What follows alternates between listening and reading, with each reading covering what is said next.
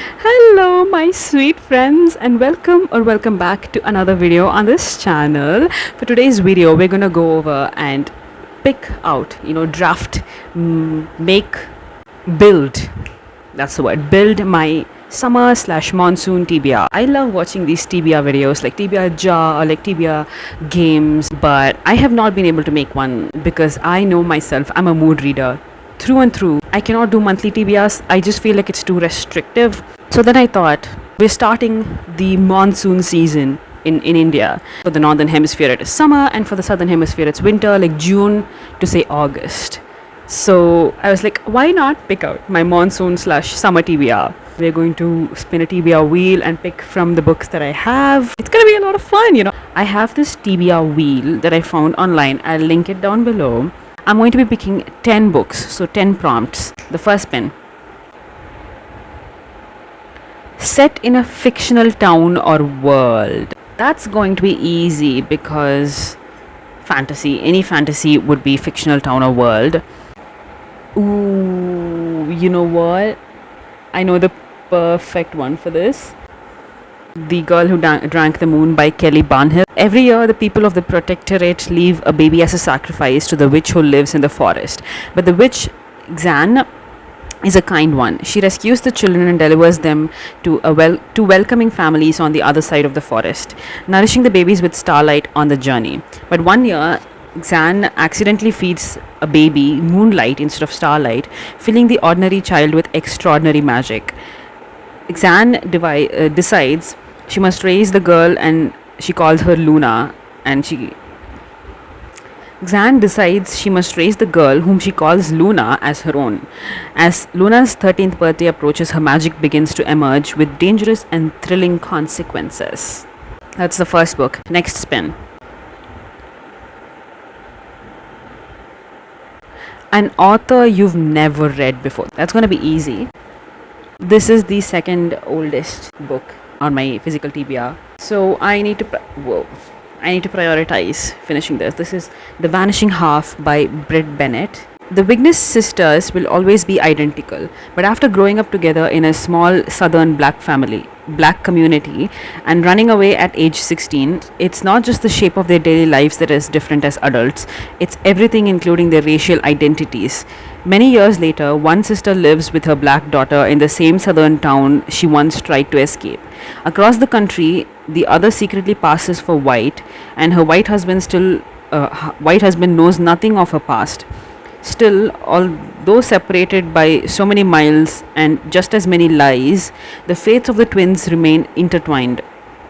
What will happen when their own daughters' storylines intersect, weaving together multiple strands and generations from the deep south to California from the 1950s to 1990s? The Vanishing Half is at once a riveting emotional family story and a brilliant exploration of race, gender, and identity, and the lasting influence of the past as it shapes a person's desires and expectations. That sounds very interesting. That is The Vanishing Half by Britt Bennett, and our second pick. I'm going to put them there. Third prompt. I can't believe we've already picked 2 books. That was very easy. Set in your country? I might just have to do this. This is Tomb of Sand by Gitanjali Shri. I picked it up because my brother told it would be very good, and he has been interested in reading it. So I was like, okay, even I want to read it. And I read the premise and it sounded very interesting, so I started it right away as soon as I got it. And I got to 100 pages and I just could not get any further because I have a feeling that maybe this is not for me. But anyway, I'm getting ahead of myself. In northern India, an 80-year-old woman slips into a deep depression after the death of her husband, and then resurfaces to gain a new lease on life. Her determination to fly in the face of convention, including striking up a friendship with a transgender person, confuses her bohemian daughter, who is used to thinking of herself as the more modern of the two. To her family's consternation, Ma insists on traveling to Pakistan simultaneously confronting the unresolved trauma of a teenage experiences of the partition and re-evaluating what it means to be a mother, daughter, a woman, and a feminist. That premise sounds so interesting to me, but it's just written in a way, I feel like some books are written to tell a story, to convey a message. Although I do think maybe this is trying to convey a message, but it's also very heavily written in a way that it's supposed to, you're supposed to relish in the beauty of language. And it just kind of draws out every single point to lengths. I kind of got bored. And it's 750 pages. I decided I can't just give up on it yet because it sounds so good. Maybe it'll pick up, or maybe I'll get used to its pace and maybe start enjoying it. I should get to page 300 and then maybe I can decide whether or not to continue it. I need to at least give it a good shot, I need to give it a good chance. So that is Tomb of Sand by Geetanjali Shri. This is translated from Hindi by Daisy Rockwell. Next prompt. It's really nice that so far we've got all physical books. It's really nice to read down my physical TBR. A book that ends in an even number of pages. Why is everything an odd number? I am not going to count acknowledgements or the author's note and stuff. I'm just going to count the last page where the story ends. So this one has a 368 pages. Can you see that? This is Sense and Sensibility by Jane Austen. I believe this is her first novel. Two sisters, both on the brink of falling in love and living happily ever after. But can life ever be that simple? Marianne Dashwood is young, flirtatious, and ready to meet a knight in shining armor. Her sister Eleanor is more restrained, and she knows that when it comes to romance, slow and steady wins the race. But while both seem to have found what they want, the path to happiness isn't as straightforward as either first thought. True love has a habit of breaking the rules and turning up when it's least expected. With its charming story of mix-ups, mistakes, and young love, Sense and Sensibility has become one of Jane Austen's most beloved novels. That is 4. Next prompt. Under 250 pages. I could go for another classic, but I'm not going to do that.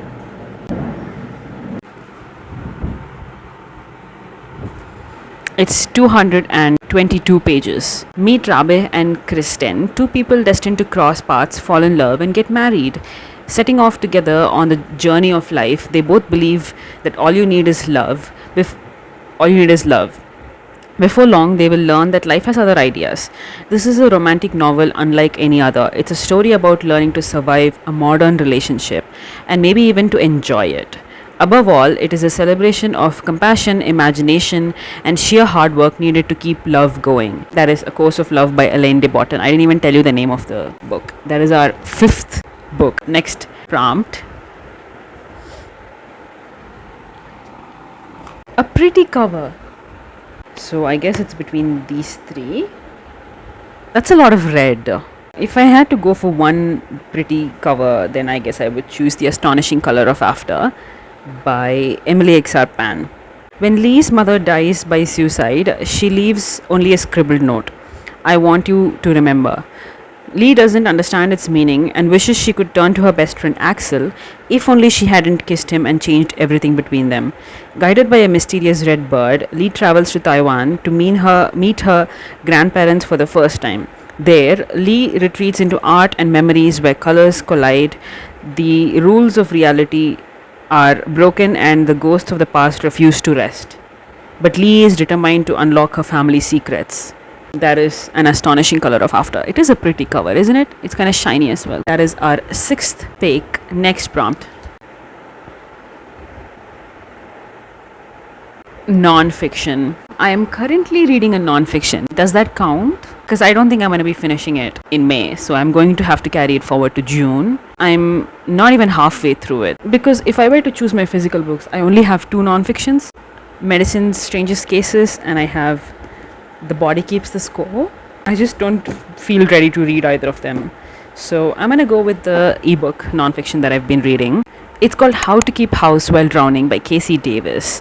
I'm going to be reading that. It's just about like how to maintain your house, how to do your household chores, even when you feel like you're drowning. It's very short actually, so maybe I'm giving myself an easy way out. Okay, next prompt.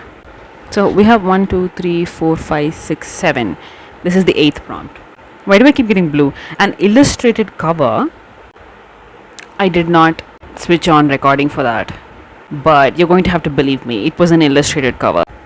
Does this count as an illustrated cover? So I'm gonna choose this one. This is Anxious People by Frederick Bachman. It is New Year's Eve and House Tricks estate agents are showing people around an upmarket apartment where when an incompetent bank robber rushes in and politely takes everyone hostage. For Annalena and Roger, busy buying up apartments to fill the hole in their marriage, it's something else to talk about. For Julia and Ro, panicky parents to be, it's yet another worry. Lonely bank manager Zara only came here for the view, while 87-year-old grandmother Estelle seems rather pleased by the company. As the police gather outside, the anxious strangers huddled within try to make the best of a very sticky solution. But could it be that they have a whole lot more in common than meets the eye? That sounds very interesting to me. Next prompt. I swear I keep getting blues. Has a movie or a TV adaptation? I know. I believe this one has a movie adaptation. This is The Namesake by Jhumpa Lahiri. Meet the Ganguly family, new arrivals from Calcutta, trying their best to become Americans even as they pine for home. The name they bestow on their firstborn, Gogol, betrays all the conflicts of honoring tradition in a new world. Conflicts that will haunt Gogol on his own winding path through divided loyalties, comic detours, and wrenching love affairs. My god. 1, 2, 3, 4, 5, 6, 7, 8, 9. So this is the last prompt.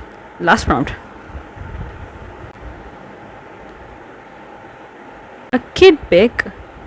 What is it supposed to mean? Is it like a kid's book?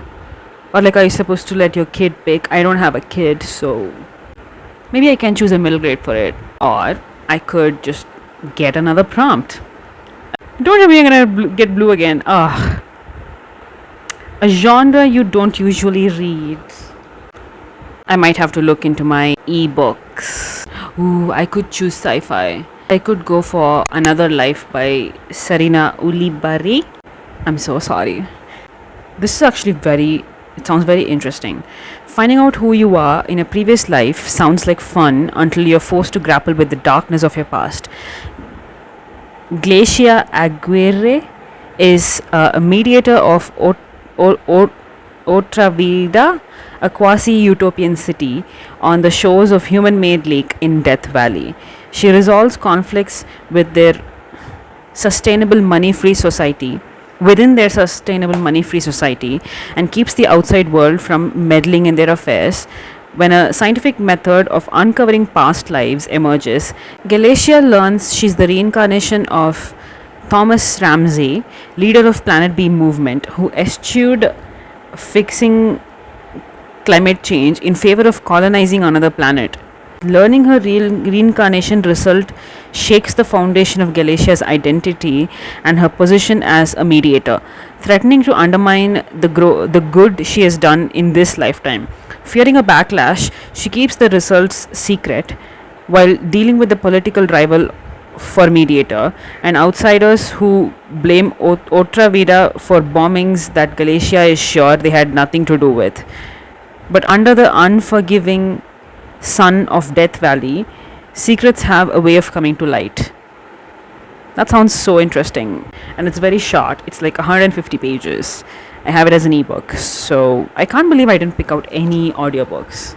That concludes my summer TBR. So we have all the books here. Let's see if I can hold them all with one hand. We just need to get the center of balance proper. Okay, yeah, I did. I'm holding it. Anyway, let's go over all of the prompts. The first prompt I got was set in a different world, like a fictional world. For that, I chose The Girl Who Drank the Moon by Kelly Barnhill.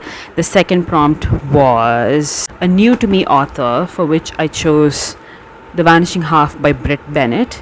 The third prompt was set in the same country as I live, or something like that. I don't really remember.